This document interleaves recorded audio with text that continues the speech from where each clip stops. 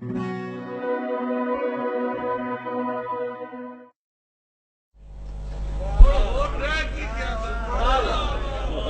پھر ترمذی شریف میں حدیث آتی، حضرت حذیفہ روایت کرتے ہیں کہ آقا علیہ السلام نے فرمایا آج ایک فرشتہ میرے پاس آیا ہے اور فرمایا لم ينزل الارض قط قبل هذه الليلہ، یہ وہ فرشتہ ہے کہ آج رات سے پہلے کبھی دنیا میں زمین پر نہیں اترا تھا۔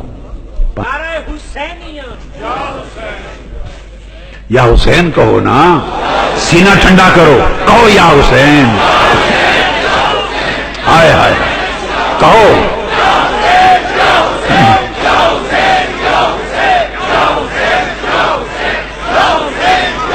سبحان اللہ۔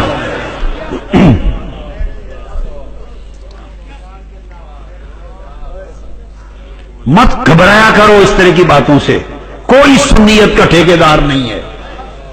کیا سنیت؟ عشق مصطفیٰ، تکریم عشق مصطفیٰ، محبت اہل بیت اور تعظیم صحابہ کا نام ہے، اور ہم سے بڑا اس چیز کا سنیت کا کوئی سرٹیفکیٹ دینے والا نہیں ہے کائنات۔ جس نے اہل بیت سے محبت کی، جس نے اہل بیت سے محبت کی، اہل بیت کی محبت سے جن کے دل خالی تھے ہر دور میں، ان پر شیعہ ہونے کا الزام لگا۔ یہ بدبختی ہے، یہ ایک فتنہ ہے دین کے خلاف۔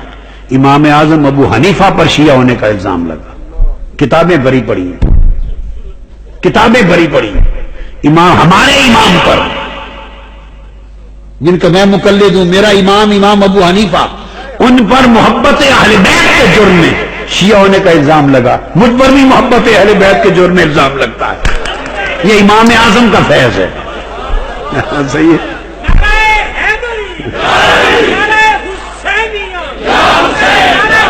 آگے سنیں، آگے سنیں۔ امام مالک پر الزام لگا، امام مالک پر الزام لگا، سنیں بیٹے، امام شافعی پر الزام لگا، امام احمد بن حنبل پر الزام لگا۔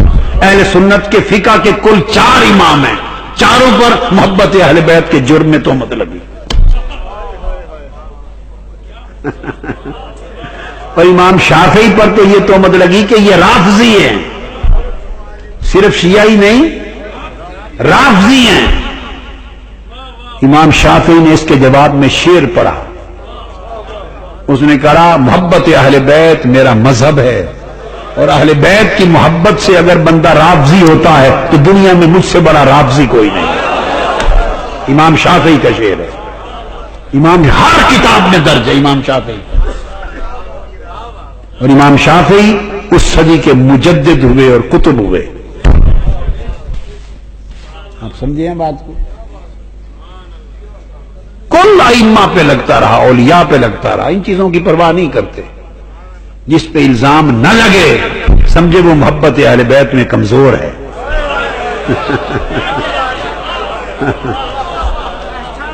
ان چیزوں کی پرواہ نہیں کرتے ہیں۔ ہمارا تو خدا کی قسم، ہمارا تو ایک ایک ٹکڑا حسین، حسن اور حسین کے جوڑوں کی خیرات کھاتے ہیں۔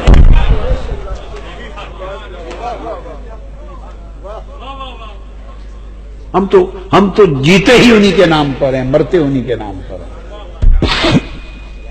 اور میں جب مسجد نبوی میں جاتا ہوں، میرا زندگی بھر کا عمل ہے، زندگی بھر کا۔ تو سیدہ کائنات کے روضہ اقدس قبر انور کے سامنے، جہاں امام زین العابدین بھی ہیں، امام محمد الباقر بھی ہیں، امام جعفر الصادق بھی ہیں، اکٹھے آرام فرما، وہاں کھڑے ہو کے ان سے عرض کرتا ہوں، سامنے گنبد خضرا ہے، ہمیشہ عمر پر ایک ہی جملہ بولتا ہوں اہل بیت اطہار کو، سیدہ کو، کہ اپنے بابا سے عرض کر دے ہمارا کتا آیا ہے اور اس کو ٹکڑا ڈال دوں۔ میں تو آقا کا ٹکڑا بھی ان کا کتا بن کے مانگتا ہوں، ہمارا کتا آیا ہے، اس کو ٹکڑا ڈال دیں۔ یہ مشن منہاج القرآن اسی اصول پر ہے۔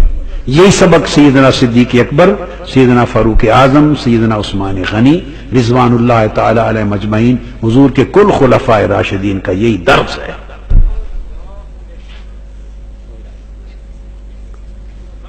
سیدنا امام حسین، امام حسن حسین شہزادے اور عبداللہ حضرت عمر فاروق کے چھوٹے صاحبزادے کھیل رہے تھے، چھوٹے معصوم بچے تھے، کھیلتے ہوئے آپس میں کوئی کشیدگی سی ہو گئی، اس کشیدگی میں شہزادوں کے منہ سے نکل گیا، انہوں نے بھی کوئی بات کی، وہ خلیفہ تھے، امیر المومنین تھے، خلیفہ وقت تھے، انہوں نے شاید خلیفہ ہونے کی بات کی ہوگی، انہوں نے کہا کہ تمہارے بابا تو ہمارے بابا کے غلام ہیں۔ چونکہ سیدنا فاروق اعظم نے کہا کرتے تھے کہ میں حضور کا عبد ہوں، کہا کرتے تھے حضور کا غلام ہوں، عبد ہوں و خادم ہوں، حضور کا غلام اور نوکر ہوں، تمہارے ابا تو ہمارے بابا کے نوکر ہیں۔ تو بیٹے کا دل ملول ہوا تو روتے ہوئے آ کے اپنے ابا حضور کو، سیدنا فاروق اعظم رضی اللہ تعالیٰ عنہ کو شکایت کی کہ آج حسین نے مجھ سے یہ کہا ہے۔ سیدنا فاروق اعظم نے بیٹے کو پکڑا، کہا بیٹے یاد ہے یہ کہا ہے، سچ بات ہے، کہا ہے ہمارے غلام ہے؟ نے کہا جی کہا ہے، ساتھ چلو۔ دروازے پر گئے، کھٹکھٹایا، سیدنا امام حسین شہزادے باہر نکلے، وہ دیکھ کے گھبرا گئے، وہ سمجھ گئے کہ انہوں نے بیٹے نے شکایت کی ہے تو شاید اب شکوہ کریں گے ابو ہمارے والد سے۔ تو پوچھا سیدنا امام علی مقام سے، حسین بیٹے آپ نے یہ کہا ہے کہ میں آپ کے بابا آپ کا غلام ہوں؟ انہوں نے کہا جی ہاں کہا ہے، بس ہماری آپس میں تلخی ہو گئی تھی۔ اس نے کہا نہیں، آپ کی تلخی ہو گئی، ہمارا کام ہو گیا، میں یہی تصدیق کروانے آیا ہوں کہ یہ ہمیں لکھ دیں واقعی کہ میں غلام ہوں آپ کا، تاکہ قبر میں یہ ساتھ لے جائے، تصدیق ہو جائے۔